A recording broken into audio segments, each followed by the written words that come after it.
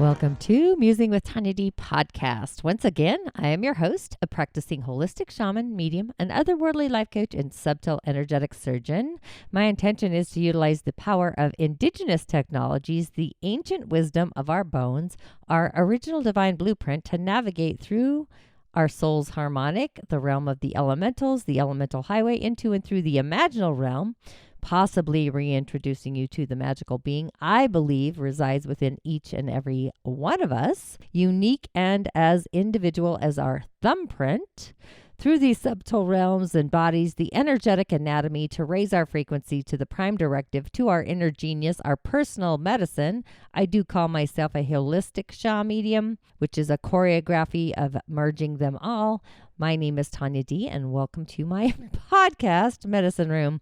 I do go live on YouTube at Tanya D for a daily snippet. Each day I share the element of the day coming from the 4 pillars of Chinese astrology or destiny. These 4 pillars are actually a gateway into the realm of your personal elemental highway, and you may be wondering or pondering why that's so very important. Well, once you understand or have an idea of the elementals, you can then utilize them for healing a variety of symptoms and conditions and balancing our personal elements with our gift and our purpose, our prime directive, whether it's our thoughts, our beliefs, our feelings, our spirit, our mental academy, energy, vitality, transformation, and so much more. It's all part of the cosmic soup.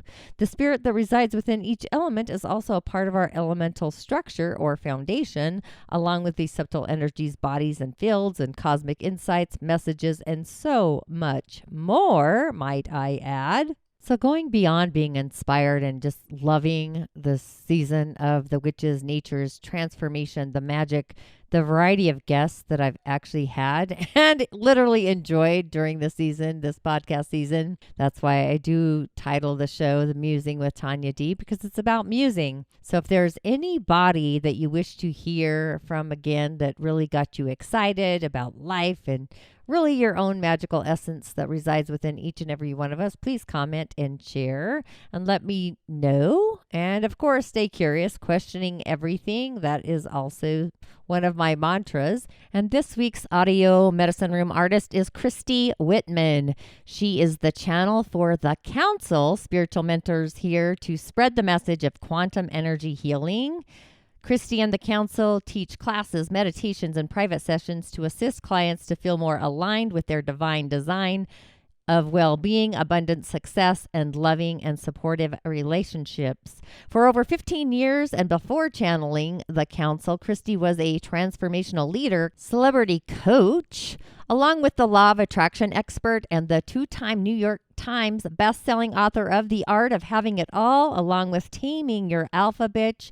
She has appeared on the news, the Today Show, the Morning Show, the Hallmark Channel, spoke on TEDx, and her work has been featured and made in various publications. She's been featured in Gold Coast, People Magazine, 17, Women's Day, Hollywood Life, and Teen Vogue, just to name a few. She is currently married to the man of her dreams, mother to 2 wonderful boys.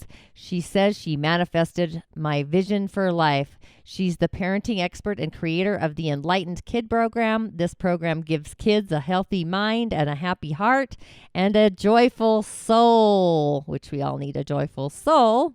So with all of that, let's give a warm welcome to my podcast artist of the day, Christy Whitman. How are you doing today, Christy? I'm great, Tanya. So happy to be with you. I'm so grateful that you decided to commit and join my show today. Yes.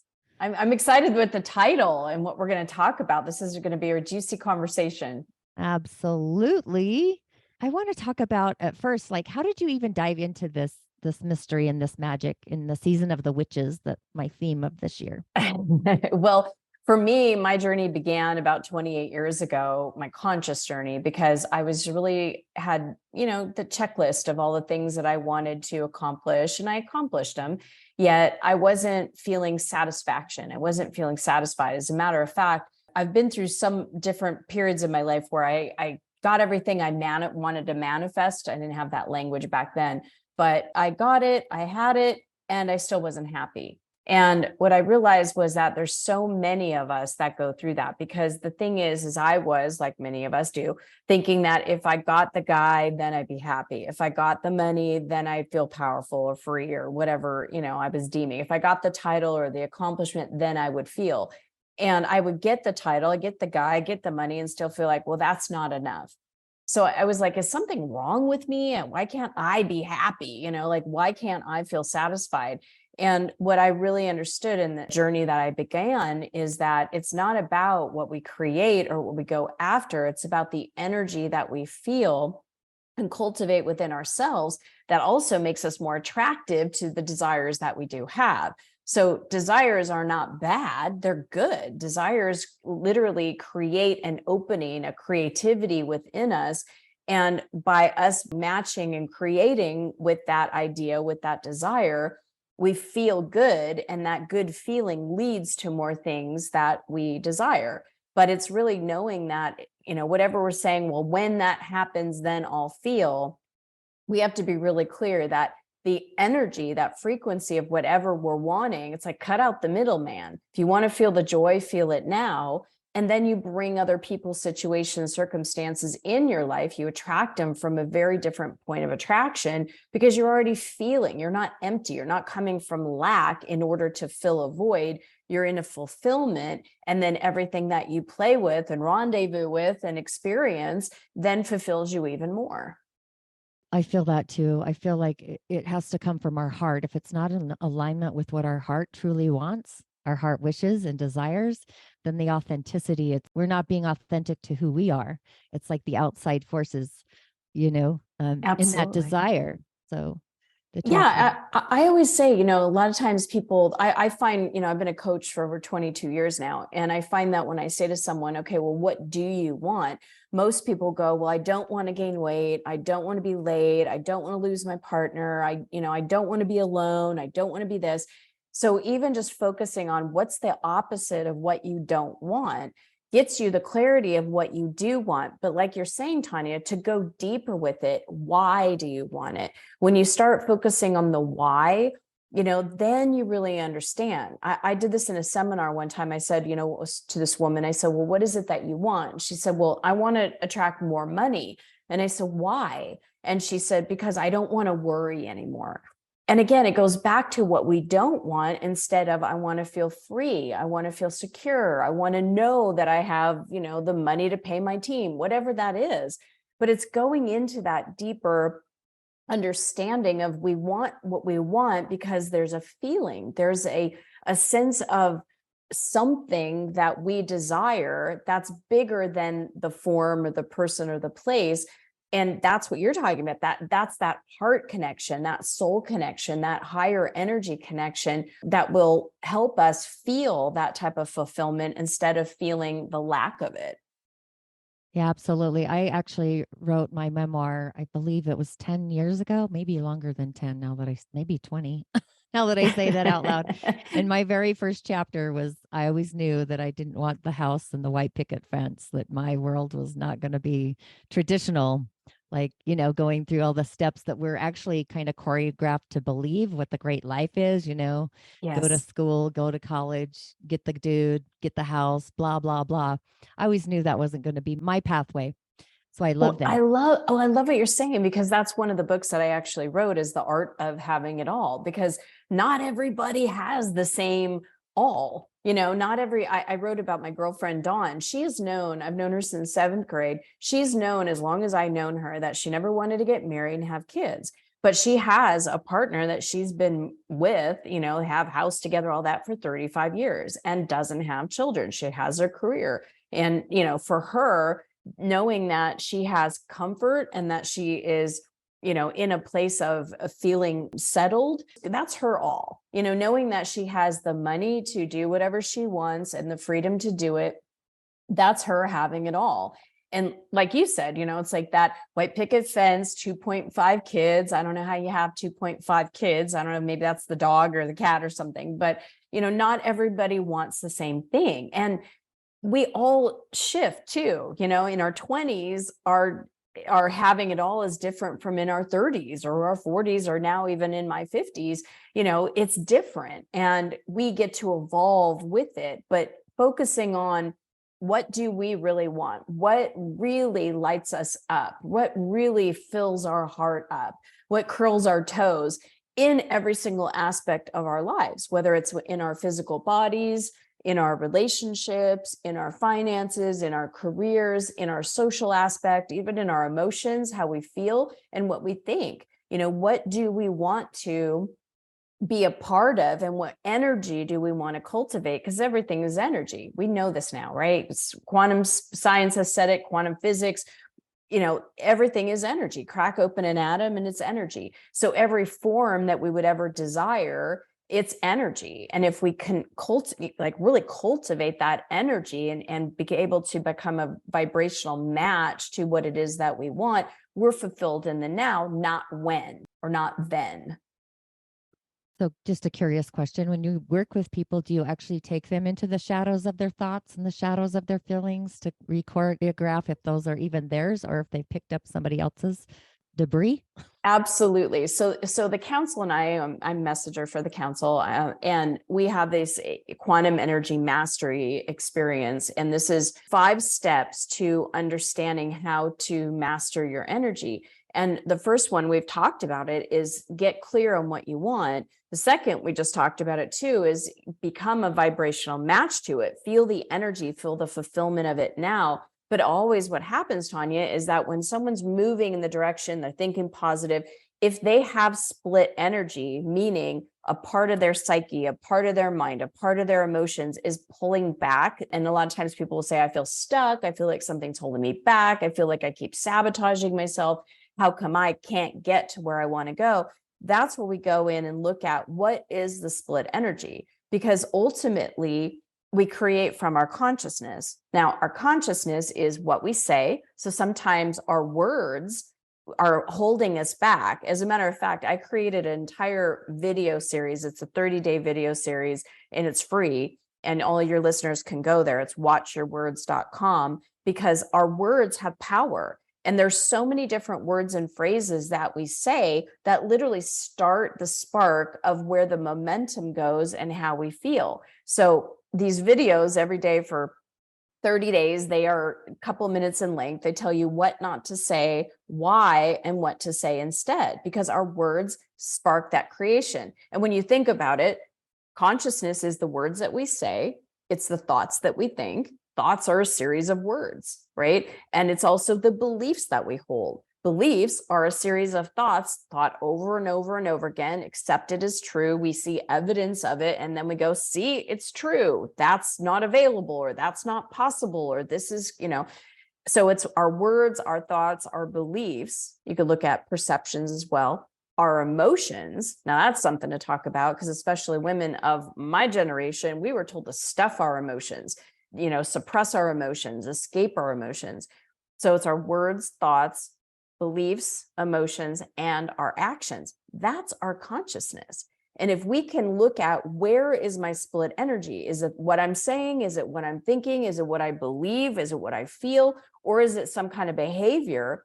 That's what we have the influence to change. And then our reality changes.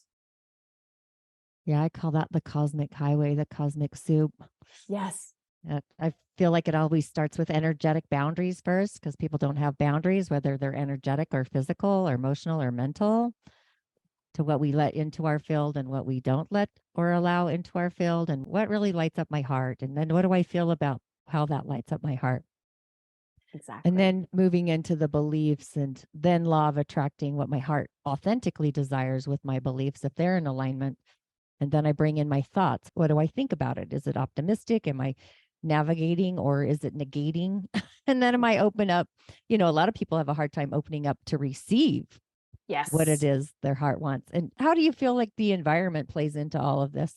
Oh, Like our the people environment. around you? Oh, it's everything, because, as we talk about in quantum energy mastery, we are energy receivers. So we are receiving in energy all the time. And if we're not deliberately connecting with our heart, choosing that energy that we want to feel, if we're on the road We could pick up on energy from other drivers. If we're at the grocery store, if we're sitting at a family gathering and someone's saying something, if we are focused all of our attention on them and what they're doing, we're not letting ourselves be connected to our own energy container, because we are energy receivers, we are energy containers, and we're energy transmitters. Now, most people understand, oh, I'm an energy transmitter, or I'm sending out energy, therefore law of attraction brings me what I want.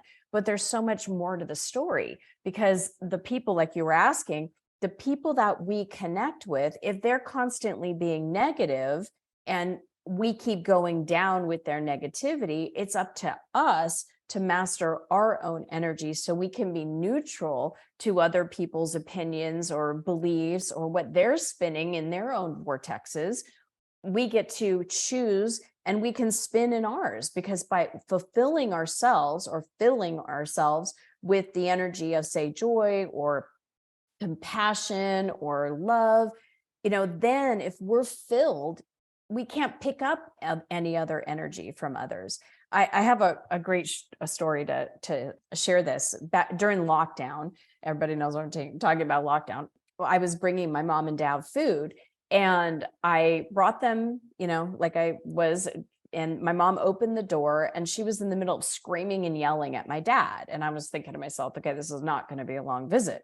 And they're bickering, screaming, yelling at each other. And instead of trying to escape or trying to fix them or go to your neutral corners like I used to try to do, I just decided to sit down and I just let myself feel compassion that I was witnessing my parents argue like this.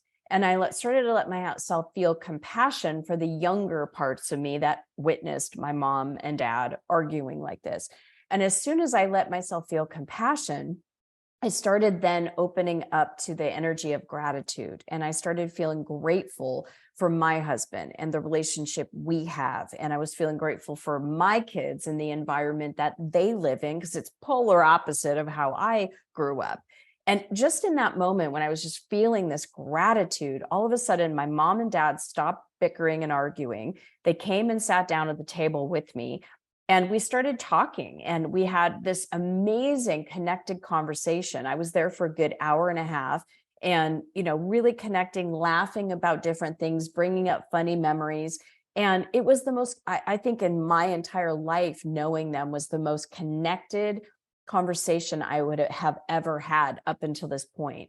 And so it just really shows that you can be the influencer of the energy instead of me letting them influence me and leaving and feeling pissed off, or leaving and feeling like, oh, I'm never going to have parents that can get along, or, I just felt compassion. And then that grew into gratitude. And then there was connection all around. My energy shifted them instead of their energy shifting me. Right. Absolutely. Yeah. Just being embodied, going to your God spot. Yeah. That's what I call that. So I Love know it. you have 7 principles for mastering the energy. Can you kind of dive into the desire factor and maybe explain the importance of that? Love to. So, The Desire Factor is a book that I wrote with the council, and these are the 7 principles. It's really how manifestation happens. It's how energy sets up and how we partner with that energy to be able to create our desires. So, the first one, and these go in order. So, I'm sure everybody, your listeners, they're very in tune, probably have heard these principles before. But what's different here is the understanding that these principles go in a certain order. It's kind of like a padlock. If you mess up the order, the lock doesn't open. So the first principle is alignment. And alignment is really about, like we talked about, do you have split energy or do you feel aligned? Are you clear on what you want? And are you feeling what you want, as far as there's no split energy? You are aligned. Your thoughts, your words, your beliefs, everything is aligned to that particular desire.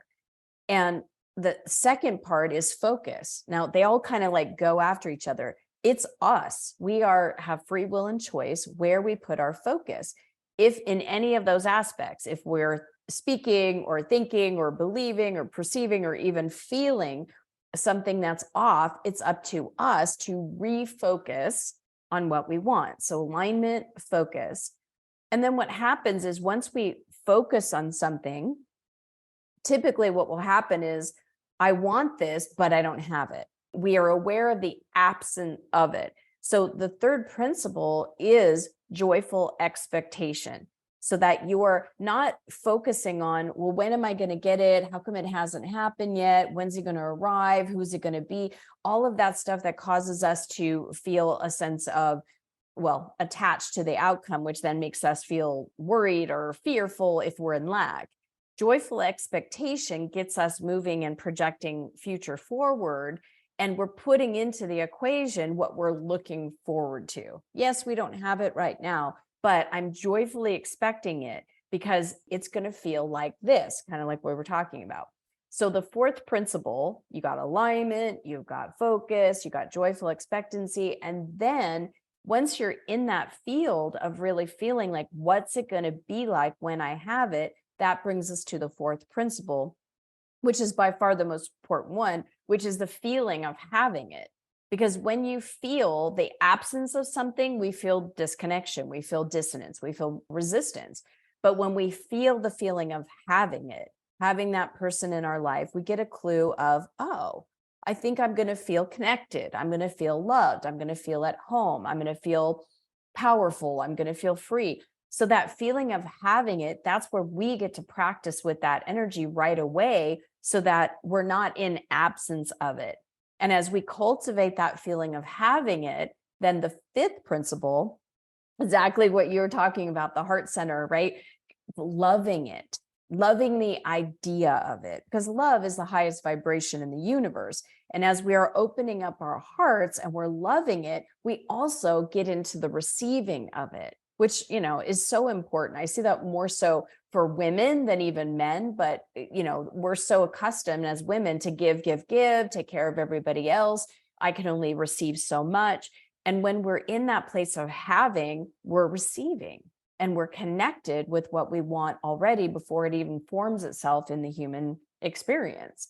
So after we love it, then that's where we once again work with the split energy, anything that comes up, the how, the who, the what, and we surrender it.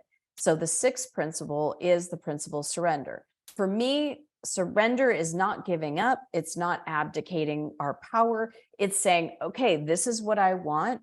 I'm aligned with it. I'm focused on it. I'm joyfully expecting it. Wow, the feeling of it, the having of it feels amazing. I love this feeling. And now that anything else that I need to do, that I need to notice, anything, I just surrender that to the universe.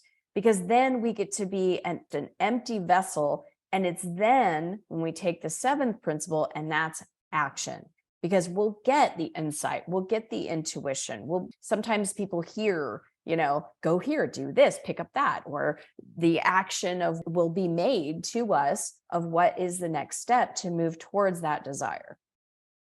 The surrender feels a little bit to me like just allowing and listening to divine guidance or your spirit guides, the oneness, whatever you want to call it. Yes. Yeah, but think about it. Most people have like, well, I want this, and they've got their. If we just surrender all of that to divine guidance, to the divine self, to the universe, now we're open to receive. It's kind of like if we're talking, we can't hear, right? And so it's letting, okay, all of my ideas, this or something better, you just surrender it over, in the ability of then being able to receive once again the idea, the phone call, whatever it is that we need to do to partner, because we're the action takers of the divine. We're the eyes, the ears, the nose, the hands, the feet of the divine incarnate. And when we're an empty vessel for the divine to come through us, that energy then can move us forward and show us the right action to take for our particular desire. So do you feel that it's a belief or a thought that comes first? It's a thought, because a belief is a thought that's been thought over and over and over again. So if we hear ourselves saying a thought, whether it's I'm too old or I'm too young or I'm not enough or whatever that is, I don't have what it takes, that's a thought. But you follow that thought, what would you have to believe in order to think that? So it's almost like what comes first, the chicken or the egg? The one that we can probably find the quickest is the thought. A lot of times it's a feeling. If we are feeling a negative emotion, we're feeling worried, we're feeling doubt, we're feeling whatever it is, concern, go into the feeling and what thought created that feeling. Because that whatever thought created that feeling, there is a belief that we need to shift. And the belief is actually not as hard as people think to shift, as long as you're willing to do it and to bring in a different energy, to bring in different thoughts about that, and to feel open to let go of the imprints, or what I like to call the energetic, parts that stay stuck, to be able to release all the energy and all that came before that particular belief, to then shift and pivot into a new belief. I call that an energetic hiccup. Yes. People have energetic hiccups.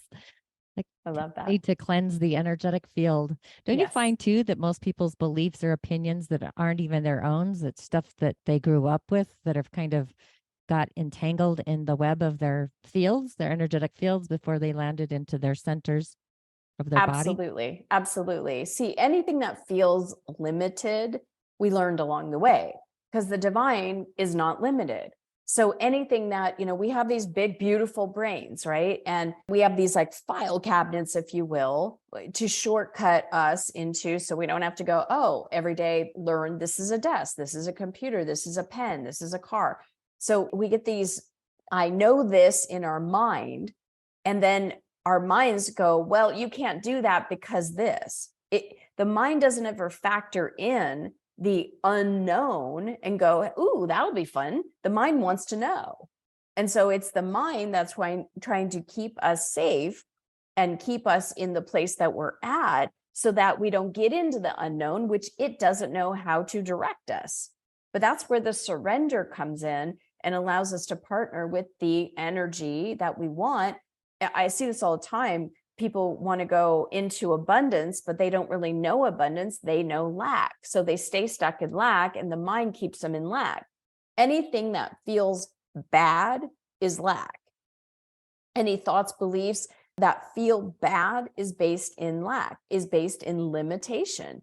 And it feels bad because that's not who we are. That's not who we're literally breathing. The divine in us is expansive, it's creative, it's pure potentiality. And so when we start to refocus those old programs, those old beliefs, those old, files, update the computer program, so to speak, that's when we feel that relief. And then we can start creating something different. I've been saying for years, I've been talking about the 7 essential laws. And one of those laws is the law of sufficiency and abundance. And so lack is on one side, abundance is on the other. But the way to get from lack to abundance, it's a big leap a lot of times. So finding that next step into neutrality, or at least into satisfaction, changing a thought that goes, I don't have enough money, to I am rich, right? Or I am wealthy. It's like, it doesn't feel good. But finding that neutrality between I'm in debt or I don't have enough money, to, oh, I have what I need right now in this moment. In this moment, I have food in my belly. I have something to drink. I have a roof over my head, and breathing into what we can find as far as satisfaction, finding that sense of positive aspects, finding that place of what am I content with? It doesn't mean we have to be over the moon excited, but finding the contentment now will then open up the doorway, because it's the law of sufficiency and abundance. If we can find the sufficiency in whatever we're either talking about, thinking about, perceiving, finding the sufficiency on that topic, then moving towards abundance will be easier than trying to get from a place of not feeling good and lack. So it's creating a different momentum and a pivoting from lack to satisfaction, from satisfaction to abundance. And I find the attitude of gratitude is in there as well, kind of stirring it. Absolutely. How did you get into the council? I want to dive into that, the channel of the council. Yeah. So, when I first started meditating and, having the awareness, like I was talking about 20 years ago, almost 3 decades ago, where I just wasn't satisfied, I went and saw a meditation teacher.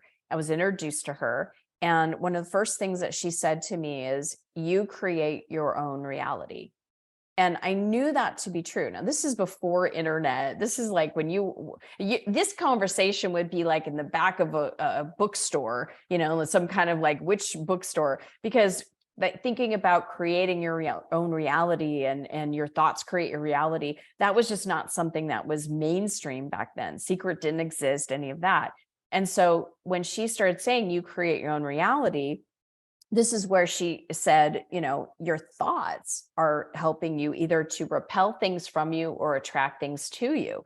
And so I started learning a very deep way of meditating, working with energy. It wasn't just, like meditating, breathing in and breathing out. It was the visualization and connecting with energy. And because that was so powerful, things started shifting for me. And it was about 5 years into doing this meditation practice that one night I was meditating and I saw in my meditation, I got a visualization for a book and it said Perfect Pictures by Christy Whitman. And it had the exact cover painting on it. And I was like, wow. So I went to bed because I knew I'd never written a book, never really desired to at that point either. And I went to bed and at 1:04 in the morning, 1:05 in the morning, excuse me, I was woken up by a voice.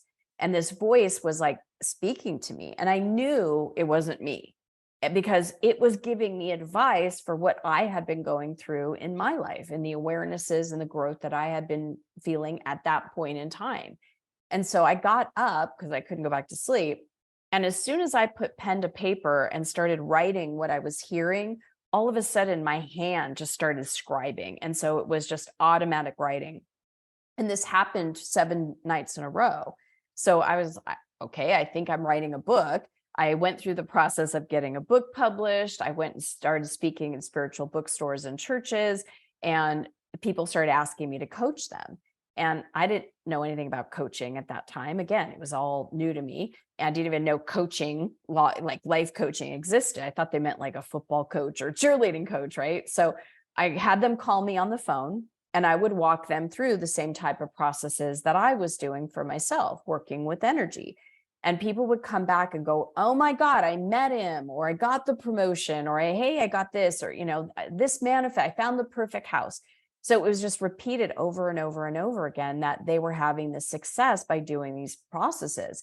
And I just kept leaning in and leaning in. And I kept hearing that guidance. Now I started seeing pictures. I started, my hands would go up when I was with a client. And a lot of times they didn't know I was doing any type of energy work because it wasn't on Zoom. It wasn't even on Skype back then. It was all on phone call, but they were having different shifts. And so I knew something. I didn't know I was a healer at that point. And I just started accepting that. And the more I leaned in, the more their voices would get stronger, the more guidance, the more they would pull up my hands and use my hands to help somebody. And this one particular, I was doing a group class and it was on the phone on like instant teleseminar. And I was in Montreal, Canada at the time. And this client was in Seattle, Washington. And my hands went up and all of a sudden I could see her entire, field. And it was like my hands were around her neck. And all of a sudden she says, did you just put your hands around my neck? And again, no, this was not visual. And I said, yeah. And she goes, I feel that. I have had a sore neck. I woke up with a stiff neck this morning and it's been hurting me all day. And then all of a sudden my hands got really, really hot. And she was like, oh my gosh, I feel it releasing, right? So the healing was done. She goes, I don't have any more pain. And then the next person that came on, all of a sudden I hear them. And this is like the first time I heard them this deliberate. They said, tell her to go to the doctor and get her hips checked. And I'm like, okay, whoever the heck you are, I am not telling this person this, right? It's like, she's going to shoot the messenger. And they're like, tell her. And they were persistent. And so I'm like, Barbara, don't kill the messenger, but I'm getting persistent. They didn't know who they were at the time. They are telling me, go get your hips checked. She went and got her hips checked. The next week she had cancer in her hips and it was at a low stage. So she was able, it literally saved her life.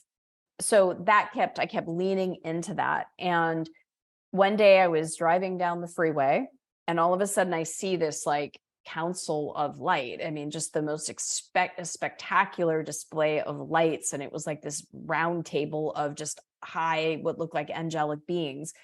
And I had to pull over because I was like, what? I was going to pull, it's just like, what is happening?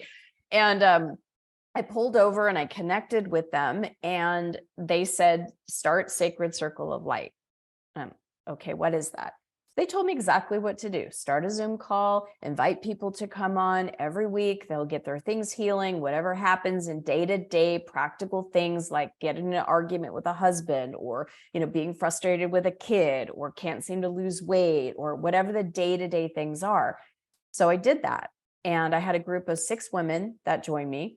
And one particular day, it was like, instead of hearing them, it was like they were all talking all at once. And I was like, I can't hear you. And my consciousness went out and their consciousness came in. And that was the first time that they started speaking through me directly. And that was 2018. And I pivoted everything to just, allow them to come in and they do energy healing. Their stuff is just, what they bring through is just absolute leading edge. That they created, the first thing we created together is Quantum Energy Mastery.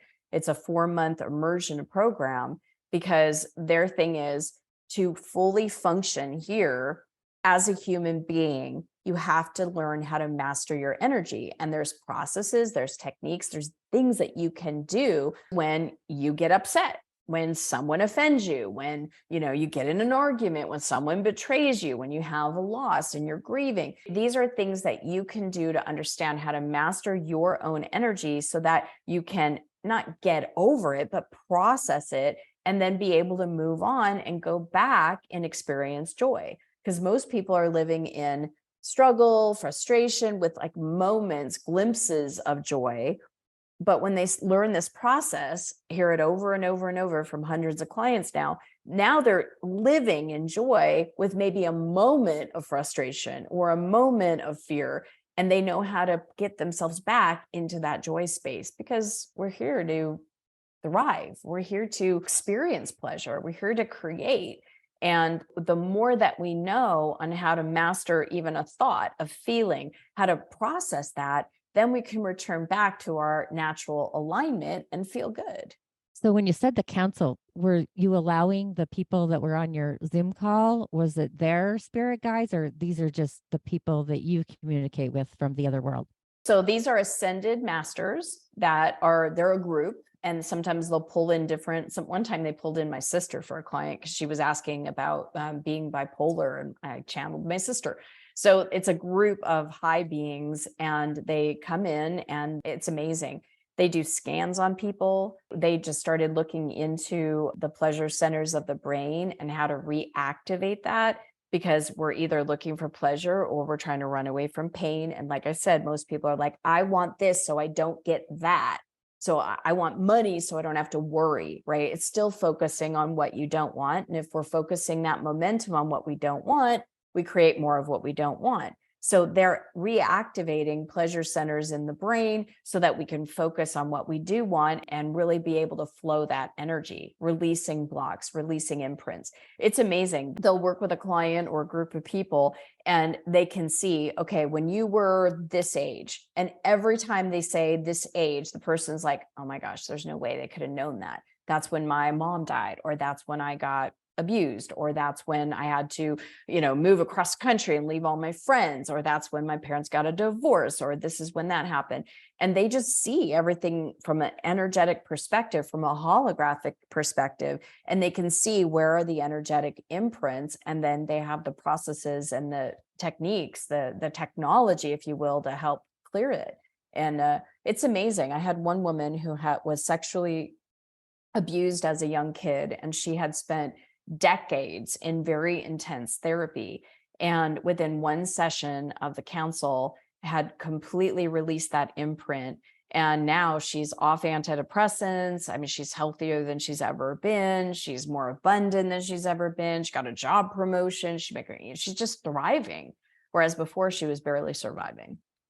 Yeah. So, because when I was young, I had a near death experience. I was 7. That's why I asked you about the council. And those were the beings I was with. They're androgynous. One of them's always with me still now, one of my guardians, my gatekeepers. That's why I asked the question. So, I totally Yeah. understand everything you're saying. So, is there anything else that your heart would love to share with my listeners today? You know, yes, is that any place that any of us are feeling that we're stuck or that we can't move ahead or we can't seem to shift no matter what, keep going back. It's like a bungee cord that brings us back to where we were. Just know that that's energy, and you can invite in light to transmute, to literally shift that energy and start letting that energy go, and to move into that place of feeling that alignment. And the more you do it, the more you play with light, the more you play with energy, the better you feel, the more empowered and more expanded you feel. Absolutely. I've been working with light therapy since probably 2000. I actually channeled in a skin and body care line from Switzerland that's all based on Chinese medicine, the acupuncture points, along with the chakras. So, energetically bringing the body into alignment through the skin with light, sound, and vibration.